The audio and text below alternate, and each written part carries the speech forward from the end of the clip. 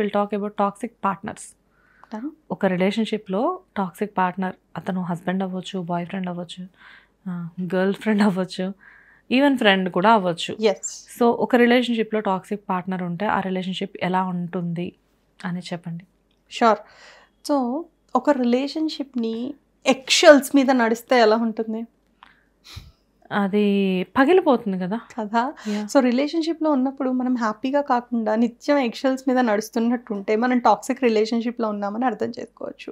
అంటే you are not in comfort zone, or you are feeling always like unsafe, or you can't trust your partner or friend or whoever it is, or వాళ్ళ back bitching ఉందేమో, లేకపోతే వాళ్ళు మనల్ని అంటే వాళ్ళ మూలంగా మనం బ్లాజమ్ అవ్వాలి, గ్రోత్ ఉండాలి.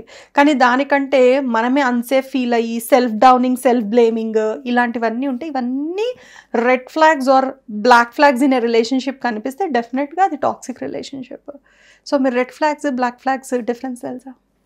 అదే వింటున్నా. ఏంటి ఫ్లాగ్స్ అంటే నాకు ఇండిపెండెన్స్ డేకి ఫ్లాగ్ చేస్తారు ఒకటే తెలుసు. రెడ్ ఫ్లాగ్స్ అంటే దీస్ ఆర్ లైక్ సైన్స్ అన్నమాట, warning signs red flags. Danger signs or black flags. Okay. So red flags అంటే ఏంటంటే వార్నింగ్ సైన్స్. నీకు ఈ రిలేషన్షిప్లో ఇంకా వార్నింగ్ స్టార్ట్ అయిందనమాట. You need to be cautious. అంటే కూర్చుని పార్ట్నర్తో డిస్కస్ చేసి you need to negotiate.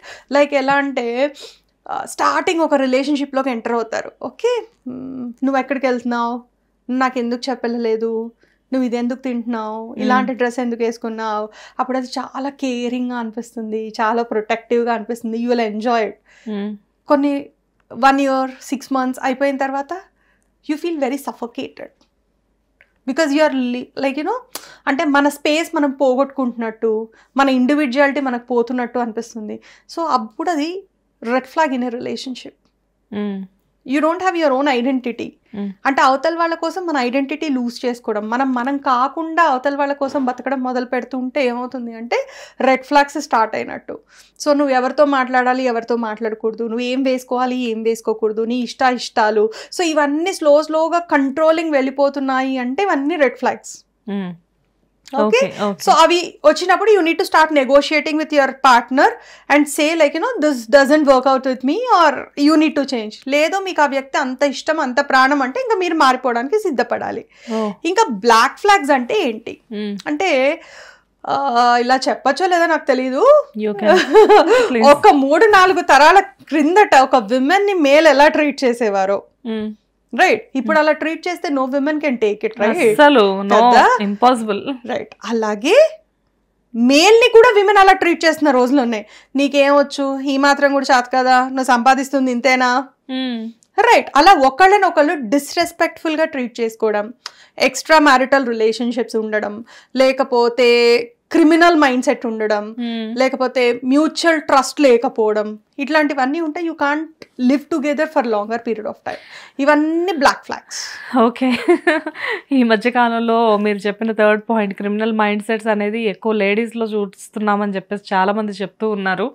Maybe అణిచిపెట్టి ఉండి వాళ్ళలో ఉన్న కోపము, భయము అంతా ఒకటేసారి బయటకు వచ్చి లేడీస్ అలా తయారవుతున్నారేమో అని చెప్పేసి కూడా నాకు అనిపిస్తూ ఉంది ఒక్కొక్క సిచ్యువేషన్లో.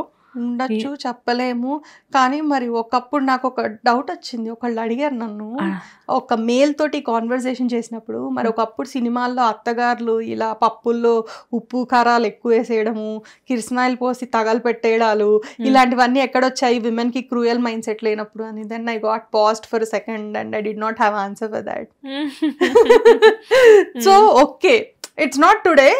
విమెన్ కి మైండ్ సెట్ ఉంది, కానీ మరీ ఇలా ముక్కలుగా నరికే మైండ్ సెట్ లేకపోయి ఉండొచ్చు.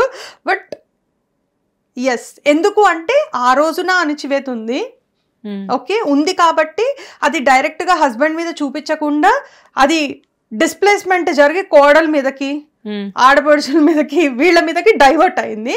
ఈ రోజున అది డైరెక్ట్ గా లైఫ్ పార్ట్నర్ మీదకి డైవర్ట్ అవుతుంది. మైట్ బి దట్ అది లైక్ అదే మేడం. అంటే ఇంతకు ముందుకి ఇప్పటికి అదే డిఫరెన్స్ ఏంటంటే, ఏ ప్రాబ్లం ఉన్నా కానీ తీసుకెళ్ళి ఫస్ట్ లేడీ అయితే జెంట్ అయితే లేడీ లైఫ్ పార్ట్నర్స్ మీద రుద్దుతున్నారు. వీళ్ళు ఎంత పీస్ ఆఫ్ మైండ్ తో ఇంట్లో ఉందాం అనుకున్నా కానీ ఎవరో ఒకళ్ళ వల్ల అది ఇంపాసిబుల్ అయిపోతుంది. 100%. ఎందుకంటే you are taking your life partner as granted. నువ్వు ఊళ్ళో అందరిని ఇంప్రెస్ చేయడానికి ట్రై చేస్తున్నావు ఎందుకంటే you have fear of losing them. But నీ లైఫ్ లాంగ్ ట్రావెల్ చేయాల్సిన పార్ట్నర్ని మాత్రం యూఆర్ టేకింగ్ ఫర్ గ్రాంటెడ్గా తీసుకోవడం ఒక ఎత్తు అయితే, ఇన్ కేస్ అంటే ఆ పార్ట్నర్లో ఒక్కళ్ళు టాక్సిక్గా ఉన్నా కానీ ఆ రిలేషన్షిప్ అనేది డెఫినెట్గా నిలబడడం అనేది ఇంపాసిబుల్ కూడా అవుతుంది కదా. అయితే నిలబడడం ఇంపాసిబుల్, దీని మూలంగా ఎంటైర్ కుటుంబం సఫర్ అవుతుంది అనే ఒక పాయింట్, చిన్న లాజిక్ని వీళ్ళు మిస్ అయిపోతున్నారు. ఎందుకంటే వీళ్ళిద్దరు ఇంట్లో కొట్టుకోవడం మూలంగా ఇంపాక్ట్ పిల్లల మీద పడుతుంది, పిల్లల మెంటల్ హెల్త్ దెబ్బతింటుంది. సో వాళ్ళు what they are getting tuned and trained. It is common to have fights. దాని మూలంగానే కదా చాలా మంది పెళ్లిళ్ళు చేసుకోవడానికి భయపడుతున్నారు. ఇంత కాడికి పెళ్లి చేసుకోవడం ఎందుకు, this is what is marriage all about. Pre marital counselling అందుకే చేయాల్సి వస్తుంది. ఓకే. సో చాలా మందికి marriage is all not about like love, affection, standing, adjustment అనే డెఫినేషన్ ఎంతమందికి ఉంది? నేను, నాది, ఎవరికి ఏం చేయక్కర్లేదు, నా డబ్బులు, నా ఇండిపెండెన్సీ, ఈ మైండ్ సెట్ ఎందుకు డెవలప్ అవుతుంది? What you are watching you are learning the same. So మనం ఏం నేర్పించాలి అంటే మనం ఎలా ఉంటే మన పిల్లలు అది చూసే కదా నేర్చుకుంటారు. సో ఇది చాలా మంది మిస్ అయిపోతున్నారు. బట్ ఇప్పుడు దానికోసం అసలు జనరల్గా ఈ టాక్సిక్ రిలేషన్షిప్స్లో అసలు వీళ్ళని టాక్సిక్ నుంచి బయటకు తీసుకురావడం మీలాంటి సైకాలజిస్టులకి పాసిబుల్ అవుతుందా? అసలు ఫస్ట్ వీళ్ళది టాక్సిక్ అని ఐడెంటిఫై చేయాలి, బయటికి రావాలని ఒకళ్ళు రావాలి. ఓకే, నేను ఒక కేసు చెప్తాను. ఐ డోంట్ నో, అంటే కాన్ఫిడెన్షియాలిటీ ఉంటుంది కాబట్టి మేము నేమ్స్ అవేమి చెప్పాము. సో ఆ కేసులో ఏంటంటే విమెన్ హస్బెండ్ జస్ట్ ఎర్న్ చేస్తారు, వైఫ్కి ఇస్తారు, ఓన్లీ సంపాదించి గ్రాసరీ ఇవి ఇంట్లో ఇస్తారు. She don't have a freedom, he has extra marital relationship. And తను ఓపెన్గా చెప్తాడు నాకు తనే ఇంపార్టెంట్, నువ్వు ఇంపార్టెంట్ కాదు అని. వైఫ్ ఇంపార్టెంట్ కాదు, ఆమె second person important. Okay okay అని చెప్పినా కూడా ఈ వైఫ్ అదే రిలేషన్షిప్ లో ఉంటుంది.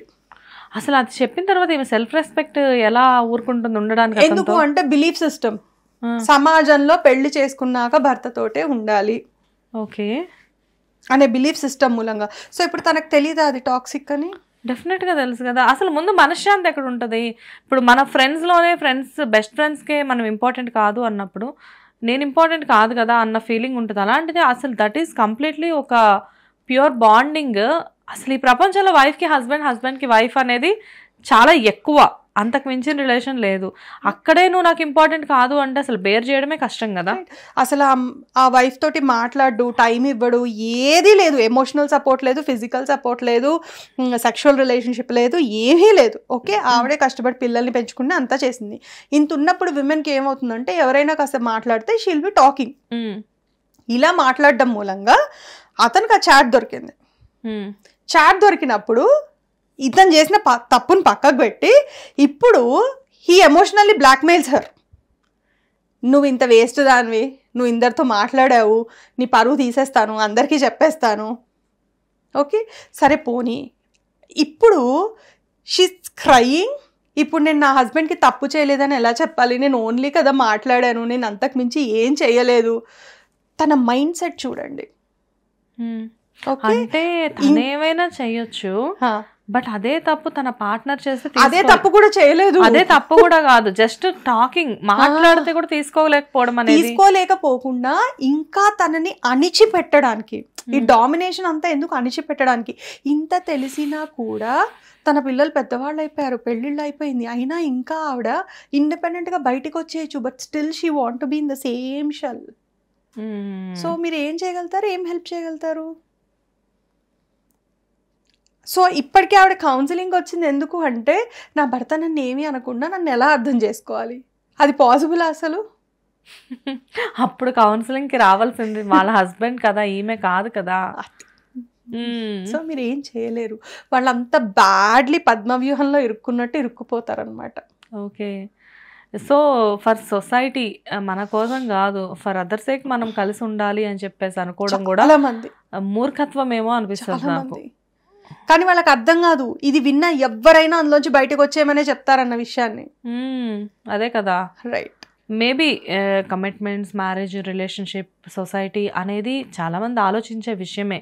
కాంప్రమైజ్ అయ్యి బ్రతకడం అనేది చాలామంది చేసే పని. కానీ దట్ పర్సన్ ఈజ్ నాట్, అంటే ఇఫ్ షీఈ్ నాట్ హ్యాపీ అంత ఇన్ని సంవత్సరాలు కలిసి ఉండాల్సిన అవసరం లేదు అని నేను అనుకుంటున్నాను. ఇంకొక కేసు చెప్తాను. ఒక అమ్మాయిని లవ్ మ్యారేజ్ చేసుకున్నారు. Okay, blindly she loved, she went away. Okay, అబ్బాయికి ఉద్యోగం లేదు, అయినా ప్రేమించినప్పుడు నేను డబ్బు కోసం కాదు, మాది సోల్ కనెక్షన్, ప్రేమ అనే ఒక బ్లైండ్ బిలీఫ్ ఉంటుంది కదా. సో ఇన్సూరెన్స్ తీసుకున్నారు. ఫస్ట్ ఇన్సూరెన్స్ ఎవరైనా తీసుకుంటే ఏం తీసుకుంటారు? హెల్త్ ఇన్సూరెన్స్ తీసుకుంటారు. ఆ అబ్బాయి ఫస్ట్ గ్యాస్ ఇన్సూరెన్స్ తీసుకున్నాడు. గ్యాస్ ఇన్సూరెన్సా? అసలు అలా ఉంటుందని కూడా నాకు తెలియదు. ఆ అమ్మాయి దగ్గర కౌన్సిలింగ్ వచ్చే వరకు నాకు కూడా తెలియదు. గ్యాస్ ఇన్సూరెన్స్ అని ఒక ఇన్సూరెన్స్ ఉంటుందట. అంటే ఏంటి అది కదా? What does it mean? Okay, అతనికి పాన్ కార్డ్ కూడా లేదు. మొత్తం ఈ అమ్మాయి డబ్బులు, ఈ అమ్మాయి ల్యాప్టాప్, లోన్స్ అన్ని ఈ అమ్మాయి పేరు మీద, అయినా ఈ అమ్మాయి అతన్ని వదిలిపెట్టి బయటికి రావట్లేదు. గ్యాస్ ఇన్సూరెన్స్ తీసుకుంటే ఏంటమ్మా, చివరికి నువ్వు చచ్చిపోతే ఆ ఇన్సూరెన్స్ డబ్బులు కూడా వాడుకోవాలని అనుకుంటున్నారు అనే పాయింట్ కూడా అమ్మాయికి మైండ్కి ఎక్కలేదు తెలుసా. ఓకే ఓకే, సో ఇప్పుడు ఇది టాక్సిక్ రిలేషన్షిప్ కాదా? 100% కదా. మరి దాని నుంచి బయటికి రావాలని వాళ్ళు అనుకోకపోవడాన్ని ఎలా, ఎంత చెప్పి బయటికి తీసుకురావాల్సి వస్తుంది? వాళ్ళు పిచ్చోళ్ళు అనుకుని వదిలేసేయాలా? వదిలేలేం కదా. Based on like parents will bring them. Okay, ఎందుకంటే certain period of time, because వీళ్ళు వాళ్ళని చాలా జెన్యూన్ గా లవ్ చేశారు కాబట్టి ఆ బ్లైండ్ ట్రస్ట్ లో ఉండిపోతారు. ఓకే, వాళ్ళు వీళ్ళని ఎంత ఎక్స్ప్లాయిట్ చేసినా కూడా వీళ్ళ అన్కండిషనల్ లవ్ మూలంగా ఆ ఎక్స్ప్లాయిటేషన్ వీళ్ళు చూడలేరు. చుట్టుపక్కల ఉన్న వాళ్ళు చూడగలుగుతారు. వీళ్ళ లైఫ్ ఇంకా నాశనం అయిపోతుంది కాబట్టి వీళ్ళు వాళ్ళని బయటికి తీసుకురావాలనుకుంటారు. That is the problem. Okay, so toxic relationships ఇలా ఉంటాయి. వాళ్ళు రియలైజ్ అవ్వకుండా ఆ ఊబిలోకి వెళ్ళిపోతూనే ఉంటారు. రియలైజ్ అయ్యే టైంకి everything is done almost. So మీరు అందుకనే రెడ్ ఫ్లాగ్స్ ఉన్నప్పుడే ఐడెంటిఫై చేయాలి. బ్లాక్ ఫ్లాగ్స్ వచ్చేసరికి you need to be just taking up your rule. ఎందుకంటే ఆ నలుగురు అనేది ఏదైతే ఉందో ఆ నలుగురు ఎవరు ఫస్ట్ ఐడెంటిఫై చేయండి. మన సొసైటీ ఎలా ఉంటుంది అంటే, సింపుల్ ఎగ్జాంపుల్, ఎవరిదైనా బ్రేకప్ అయిపోయింది అనుకోండి. ఓకే, కంటిన్యూస్గా వాళ్ళు ఏడుస్తూ ఉన్నారు, నాది బ్రేకప్ అయిపోయింది, నన్ను వదిలేశారు అని. What society try to preach them? అరే పోతే పోనీ, అమ్మాయి కాకపోతే ఇంకో అమ్మాయి దొరుకుతుంది, ఈ అబ్బాయి కాకపోతే ఇంకొక అబ్బాయి దొరుకుతారు, యూ డిజర్వ్ బెటర్, ఇలాగే కౌన్సిలింగ్ చేస్తుంది. అవును, 100% రైట్. సపోజ్ వీళ్ళే మూవ్ ఆన్ అయిపోయారు, ఓకే, ఇలా అనుకుని సెల్ఫ్ గా, అప్పుడు సొసైటీ ఏం మాట్లాడుతుంది వీళ్ళ గురించి? ఏదైనా మాట్లాడొచ్చు కదా. ఏంటి ఇంత తొందరగా ఎలా మర్చిపోయావు, ఇంత తొందరగా ఎలా అంటే society talks two ways. Yes, అంటే ఇక్కడ ఎలా అయిపోతుందంటే మనిషి అనేవాడికి నాలుక 2 రకాలుగా పనిచేస్తుంది కాబట్టి ఎటు కావాలంటే దాన్ని అటు తిప్పేసేయచ్చు. కాబట్టి మనం ఆ నలుగురు గురించి ఆలోచించొద్దు, ఫస్ట్ మన గురించి మనం ఆలోచించుకోవాలి, మన కుటుంబం గురించి ఆలోచించుకోవాలి. మన హ్యాపీనెస్ డైరెక్ట్గా ఎవరు ఇంటర్లింక్డ్ ఉన్నారు, మనకి ఏదన్నా అయితే ఎవరు దానికి డైరెక్ట్ కనెక్టెడ్, హ్యాపీనెస్ తోటి కానీ సారోనెస్తో కానీ కనెక్టెడ్ ఎవరు ఉన్నారు వాళ్ళ గురించి ఆలోచించుకొని మన నిర్ణయాలు మనం తీసుకోవాలి. కానీ ముక్కు మొహం తెలియకుండా ఎవరో ఏదో అనుకుంటారు అని అనుకుంటే మాత్రం పోయేది మనము, మనతో డైరెక్ట్ అసోసియేటెడ్ అయిన మన family members. Super madam, really wonderful. చాలామందికి టాక్సిక్ రిలేషన్షిప్స్ నుంచి ఎలా బయటపడాలి అని చెప్పేసి అర్థం కాదు. కొన్ని బ్లాక్స్ వాళ్ళని అడ్డుకుంటూ ఉంటాయి.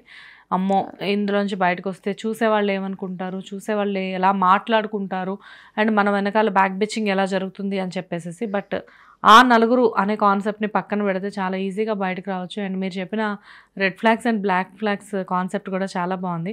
ఫ్లాగ్ హోస్టింగ్ అన్నంత వరకే నాకు ఇప్పటి వరకు తెలుసు, కానీ ఈ ఫ్లాగ్స్ గురించి నేను ఫస్ట్ టైం వింటున్నా. But really wonderful topic ma'am, thank you so much. My pleasure. Hit TV app, ఇందులో short news, live news, entertainment shows, movies, digital magazines తో పాటు మీ జిల్లా వార్తలను కూడా ఫ్రీగా చూడొచ్చు. ఇంకెందుకు ఆలస్యం, వెంటనే హిట్ టీవీ యాప్ ని డౌన్లోడ్ చేసుకుని ఫ్రీగా ఎంటర్టైన్మెంట్ పొందండి. Hit TV app. Hit TV app.